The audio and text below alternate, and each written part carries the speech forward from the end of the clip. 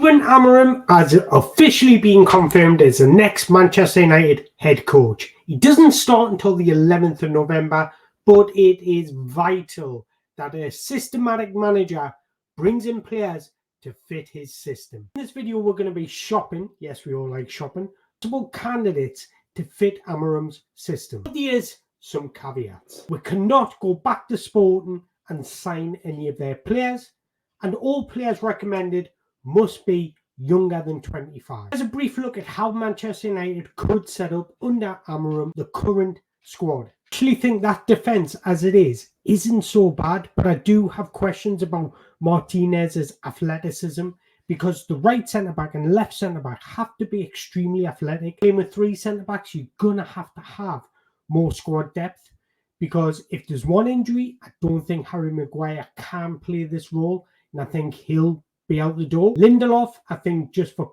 pure quality reasons, he'll be out the door. Just about adding to this and bringing in more depth. So here's three options, and don't shout at us for this. I know what it's like going to the Dutch league, 4 players from Manchester United, because it seems like that's what they've done in recent times and it hasn't worked out.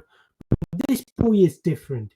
He's sitting in the top 15% for progressive passes, top 8% for tackles per 90, top 15% in interceptions per 90, top 20% for progressive carries per 90. He's strong off the ball, he's positionally aware, he's played both left back and left centre back, but his most valuable asset and is extremely crucial in Amorim's system is he's composed, comfortable, and extremely assured in possession. 18-year-old Dutch international centre back Jurel Hato.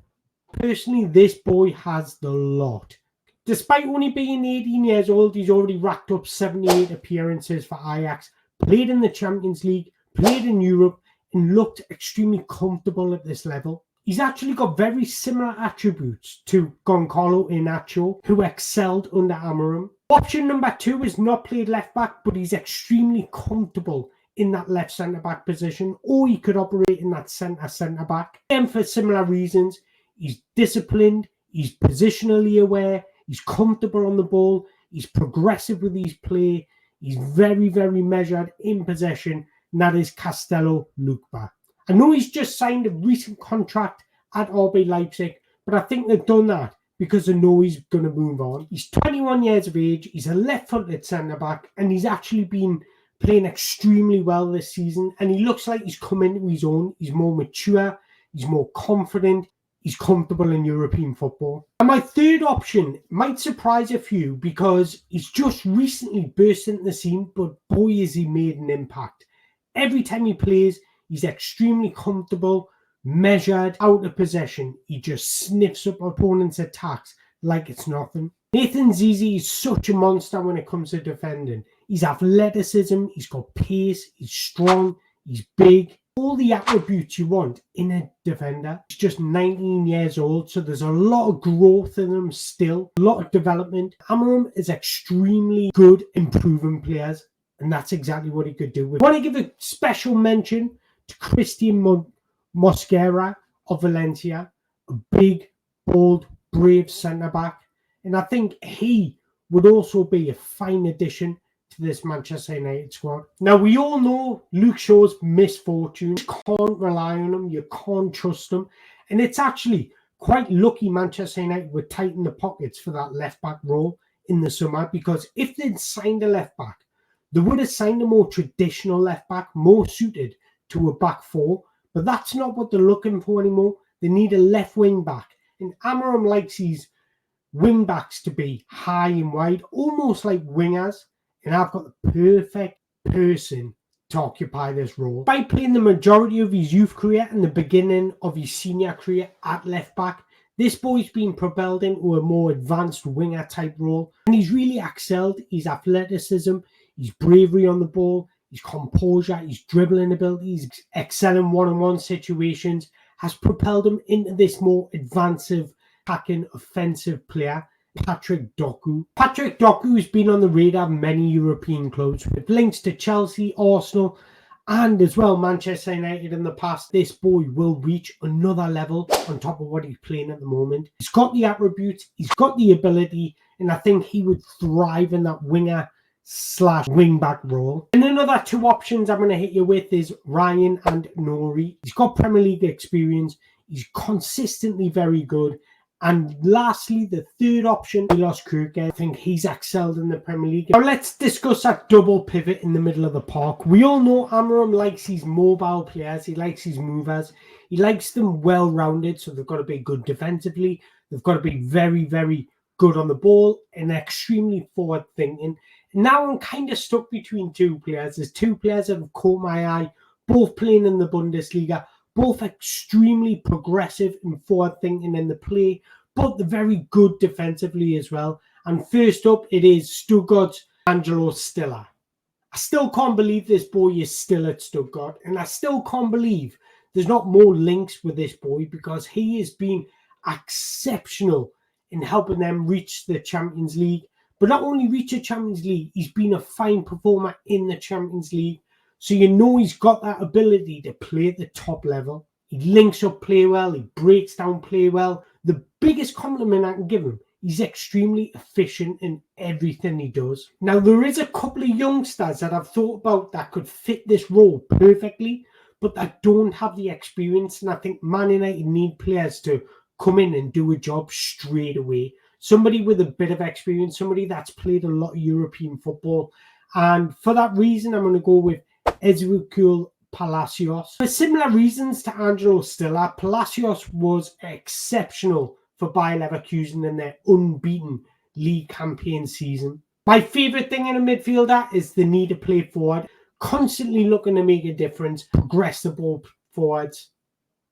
But he never neglects his defensive duties. He's disciplined when he has to be, and he's extremely mobile. Perfect for an Amorim system. This is hard because there's so many players I want to mention. And look, if Tchouaméni is available, you go and get Tchouaméni.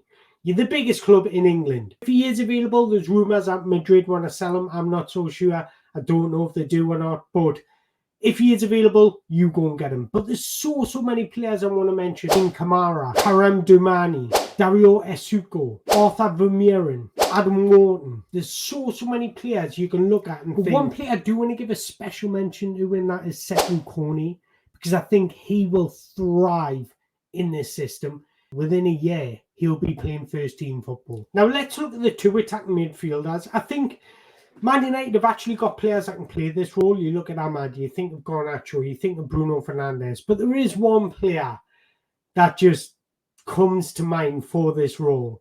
And he is a bit of a maverick player that you want to keep on the good side. But when he's on the good side, it's beautiful. He is sitting in the top 2% for shot creating actions per 90. In the top 1% for goal creating actions per 90. He is one of the most skillful, technically gifted footballers you'll come across, and that's one reason why he's sitting in the top 1% for successful take-ons and successful take-on percentage win. A creator, he's a goal scorer. You actually don't even know what footed he is because he excels with both feet. He's a two-way dribbler. He makes defenders look like they're playing on ice. Ryan Churchy, I think he would absolutely thrive in a role just behind the striker. He would be absolutely a creative genius in that centre role. The first option is Xavi Simons, and that's because he's out of contract in 2025. So, look, you've got to be in the half for him. Go and get him because he is a difference maker. Awareness of space is one of the best I've seen at his age. He's got European experience. He's a creator and a goal scorer. The third option would be Elise Ben Seguier. Monaco are currently unbeaten throughout the season despite playing Barcelona, and he is one of the main reasons why. His ball manipulation, creation of space, creation of opportunity, unselfishness will all lend his hand to this overall system. Up next is a player that left Real Madrid Academy, yes, Real Madrid Academy, to join Como in their first ever season in Serie A, and he's been lighting up the place. Nico Paz. He's got every attribute to fit that role. Intelligent, in and out of possession. He's got a wonderful football IQ. He's wonderful technically. He's extremely creative and he works hard out of possession.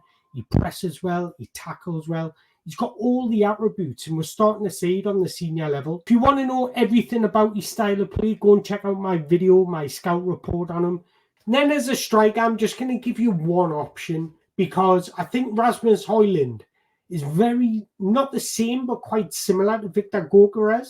And I think Amorim can really get the best out of him if he coaches when to move, when to get into the box, how to get in the box, how to anticipate space. He can coach that into him. If there were to buy another striker, the striker I would go for is Victor Boniface. He's excelled in a similar system under Xabi Alonso at Bayer Leverkusen. He's already scored 6 goals in 8 games in the Bundesliga this season. He scored 14 goals in 23 games in the Bundesliga, as well as scoring 5 goals in 8 games in the Europa League.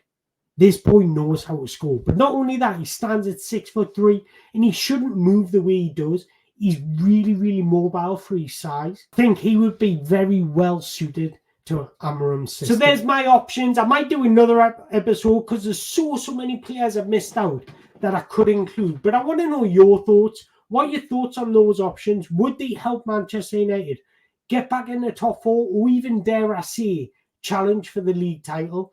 Let us know in the comments below what you made of this appointment and what you made of this video. Once again, don't forget to hit the like button, hit the subscribe button. Thank you very much for watching.